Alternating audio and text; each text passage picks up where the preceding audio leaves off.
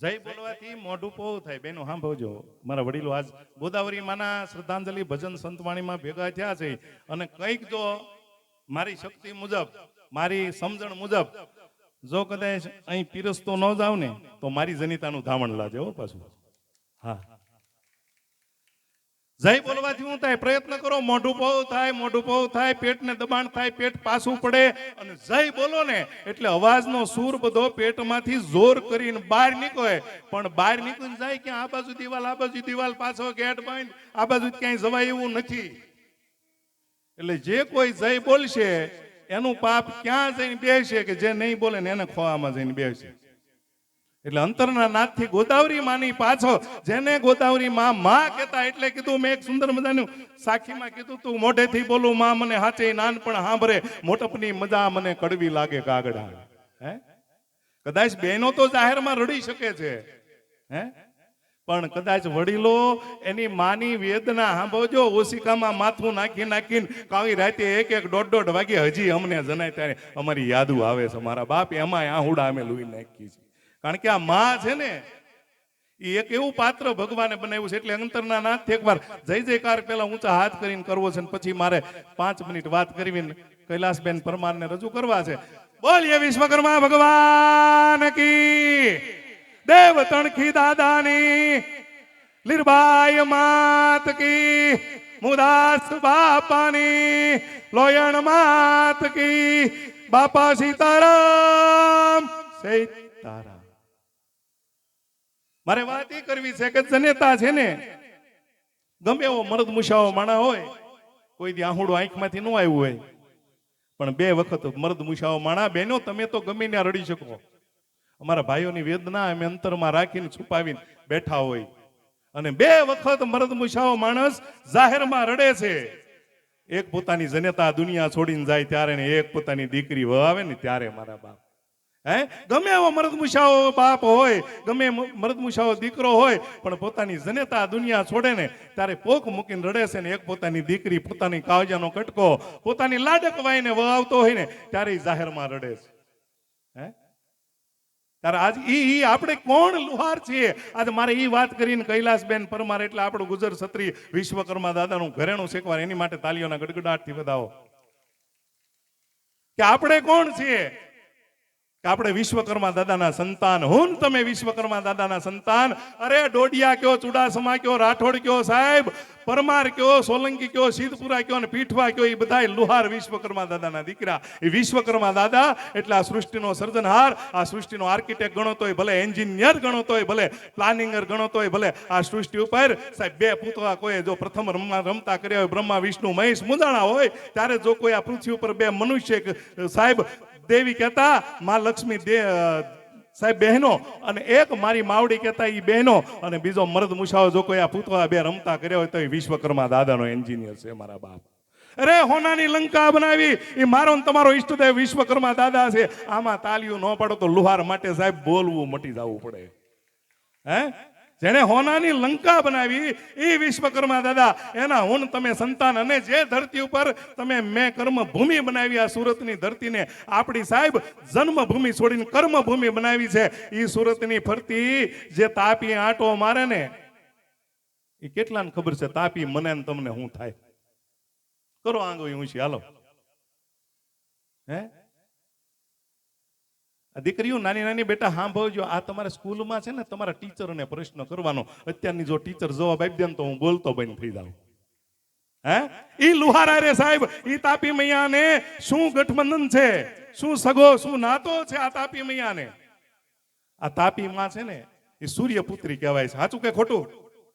તો સૂર્યનારાયણ મારે ને તમારે શું થાય? ઈ કેટલાને ખબર છે? કથા કીર્તનમાં જાયજો, વિશ્વકર્મા પુરાણમાં બેહજો બેનો. હે, આજ વિશ્વકર્મા પુરાણ કથા નથી કહેવાય, પણ 2-4 વાત એવી કરીશ ને એટલે તમને મગજમાં ચોટી જાય કે ના ના હું તમે કોણ લુહાર છે મારા બાપ. હે, અને હું તો સાહેબ 18 વર્ણના પ્રોગ્રામ કરું છું. સાંભળજો, 18 જ્ઞાતિના, ઓલ ઓવર ગુજરાત, મહારાષ્ટ્ર, રાજસ્થાન, કોઈ પણ રાજ્યની અંદર પ્રોગ્રામ કરવા જાવ ને ત્યારે એકવાર તો આમ જો કોલર ઊંચો કરીને બોલું છું કે હું વિશ્વકર્મા લુહારનો દીકરો છું મારા બાપ. હા, મારે એ વાત કરવી છે કે સૂર્ય પુત્રી કહેવાય સૂર્યનારાયણ, મને તમને શું થાય? મેં હમણાં એક જગ્યાએ દાખલો દીધો ને, મેં કીધું અત્યારે દીકરીઓને જમાઈ ગોતવા બહુ અઘરા. વિશ્વકર્મા દાદાએ જમાઈ જ એવો ગોત્યો. હે કેવા વિશ્વકર્મા દાદાએ જમાઈ ગોત્યા? હા ઉસ્તાદ, હે કેવા દાદાએ જમાઈ ગોત્યા કે આ લાઈટ છે, આ લાઈટ હમણાં 2 દી પહેલા વાવાઝોડું થયું, તમારે કદાચ લાઈટ નહીં ગઈ હોય, અમારે આખી રાત લાઈટ વહી ગઈ. અને એ લાઈટ નું કદાચ મહિને 2 મહિને બિલ ન ભરો અજયભાઈ તો એ જીબીઓ કાપી જાય. હે પછી પાછું કનેક્શન જોઈન્ટ કરવાના પૈસા દેવાના. વિશ્વકર્મા દાદાએ જમાય જ એવો ગોત્યો કે સાહેબ રજપૂત હોય ભલે, ભરવાડ હોય તોય ભલે, દરબાર હોય તોય ભલે, લુહાર હોય તોય ભલે, પટેલ હોય તોય ભલે, બ્રાહ્મણ હોય તોય ભલે, વાણિયો હોય તોય ભલે, એના ટાઈમે ઉગે ને એના ટાઈમે હાથમાં 1 રૂપિયો લાઈટ બિલ નહીં. એ વિશ્વકર્મા દાદાનો જમાય સૂર્યનારાયણ. મારો ને તમારો ફૂવો થાય છે મારા બાપ. હે એ રાંદલમાના પતિદેવ છે સૂર્યનારાયણ. અને આજ પણ સાહેબ 18 વર્ણમાં દીકરાના લગ્ન પછી 1, 2, 5 વર્ષે શૈલેષભાઈ હારાદી નો દેખાય ને તો 2 અમારી ફઈના રાંદલના લોટા તેડે ને તો ડોક્ટરે ના પાડી દીધું હોય ને ન્યા વાંજ્યું મેણું ભાંગે. એ મારી ને તમારી ફઈબા થાય છે લુહાર સમાજની મારા બાપ. હે આજે એની હારે મારો ને તમારો નાતો છે. આ ઈ તાપી મૈયાના આંગણે હું તમે સાહેબ આ આનંદ કિલોલ કરીએ છીએ અને આપણે કર્મ ભૂમિ બનાવી અને ગોદાવરી માની પાછો ને તમે ગમે એવો કલાકાર લાવ્યો. સાંભળજો, ભાલકાની અંદર, ભાલકા સોમનાથ વેરાવળની અંદર માયાભાઈના પ્રોગ્રામની અંદર મેં માયાભાઈને તારીખ નક્કી કરેલી અને માયાભાઈને એમ કહેવામાં આવ્યું કે લુહાર વિશે અને વિશ્વકર્મા દાદા વિશે 1.5 કલાક વાત કરો. તેથી માયાભાઈએ આપણા પ્રમુખને એમ કીધું હતું કે હા તમારો ભાઈ છે ને એ વાત કરીએ છીએ, મને તો કાનુડાનું કયો, દ્વારકા વાવાનું કયો, એની વાત કર્યું કે આ જેના જેના લોહીમાં હોય. હે ગમે એવો કલાકાર કદાચ તમે અહીંયા લાવ્યા હો, પણ વિશ્વકર્મા દાદાની વાત છે ને આપણા લોહીમાં છે મારા બા. હે આપણા શરીરની અંદર વાતું છે, અમારા રગની અંદર વિશ્વકર્મા દાદાનું સાહેબ નામ ગુંજે છે, દેવતણખી બાપાનું નામ ગુંજે છે. એક દેવાએ જાય ઘૂંટી ઉપર ટૂંકમાં વાત કરું, પગનો સાહેબ ઘૂંટી લાંબી કરીને ધરો હાંધી દે ને એ મારો ને તમારો બાપ સાહેબ દેવાયતનો અભિમાન ઉતારનારો છે. રજવાડાની અંદર જામનગરની ટૂંકની અંદર વાતો કરું છું, 1 કલાક સાહિત્યની વાત છે. હો આજ હું તમે કોલર ઊંચો કરી એના દીકરા છે, ઈ લુહાર છે સાહેબ. જામનગર રજવાડાની અંદર કોથામાંથી મીંદડી કાઢી અને જીવતી દોડતી કરી ઈ મુદાસનો પરિવાર હું તમે છે. અને જામનગર રાજાને પાછી તોડેલી કંઠી બંધાવીને ઈ મુદાસ બાપાના હું તમે માનીતા સંતાન લુહાર છે મારા બાપ. હે આનું ગર્વ ન હોય ને તો પછી આપણે લુહાર કહેવાનું મટી જવું પડે મારા બાપ. આટલું ગર્વ રાખવું પડે. એટલે બહેનો મારે ખાસ કહેવું છે કે તમે કદાચ આ દીકરા દીકરીઓને ભણાવો, ઇંગ્લિશ મીડિયમ ભણાવો, મને કોઈ વાંધો નથી, પણ સંસ્કારનું સિંચન પણ કરજો.